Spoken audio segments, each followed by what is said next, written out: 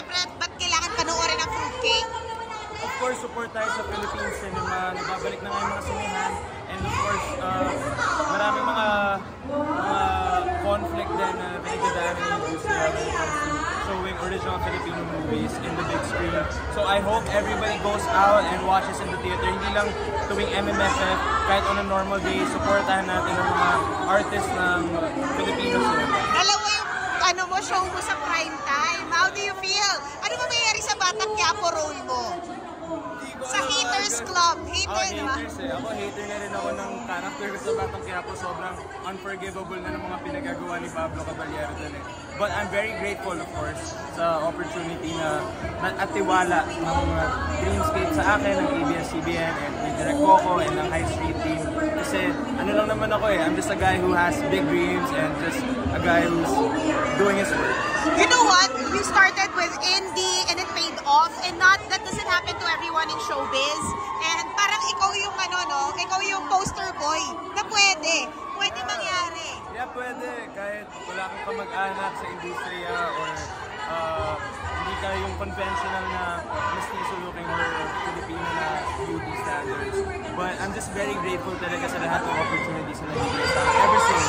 And to have the opportunity to tell the stories that matter to me and to the audiences that I want to speak. May time ka ba sa love life in spite of your busy schedule? Bakit hindi? Pero sa totoo lang, sobrang busy eh. Halos araw-araw po talaga yung trabaho. Without going into details, did you talk to Miles na meron na rin siyang daily show like you? Yes. Congratulate ka na. Sobrang proud of her. Sobrang proud of her. Sinilip ko yung Pajak Princess actually yesterday, di ba? So, congrats sa buong team kasi friend ko sila Josie. Of course, sila Joao and everybody else in the team. Yun. Tanghali, si Miles, prime time ka ha. Back to back, di ba? Tama ba? Yeah, back to back. Maraming salamat talaga sa ABS and sa TV5 of course for trusting Miles as well.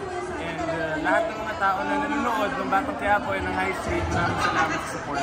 What's your taping like pala? What's your taping like sa Batang Quiapo and High Street? It's MWF actually. Sometimes hinahati ako, sometimes in the same day I'm doing 2 shows.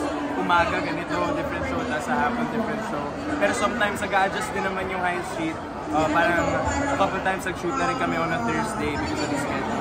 But other than that, ano lang, like, kinakaya pa naman. Are you looking forward to work with Miles soon sa ibang projects? Bakit hindi? Ako, open ako to work with anyone, of course.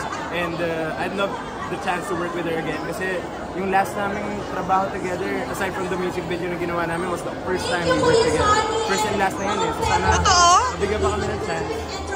Wait, last na lang. What's gonna be up with you? Do you have a movie? You have a new single, right? Yes, release ko lang ng single, my second single, Asartalo. It's out now on all platforms. Sana supportahan nyo kung madami lang kayong galit sa mundo or kapag napipikon lang kayo with someone, ganun siyang klaseng kanta. And of course, may mga ginagawa din ako movies, niluluto. Edrock is one of them, directed by Cassie Flores. And hindi ko pa pwede masabi yung iba eh. Pero I'm happy to say that we're busy and blessed. Wait lang, sorry. Yung Asartalo, it's for who? Para sa amin? It's for us? Hindi, yeah. honestly, It's for you? No, it's a personal thing na pinagdaanan ko. At the time, pumunta ako sa studio, tapos may kinapipikunan lang ako na isang tao. Pero hindi ko pwede sabihin kasi okay na kami ngayon eh. Oh! Hindi naman sa Miles yan. No, hindi naman sabihin. Sino daw? Secret, hindi pwede sabihin. Okay na kayo? Okay na kami. Okay. Ipi-play namin yung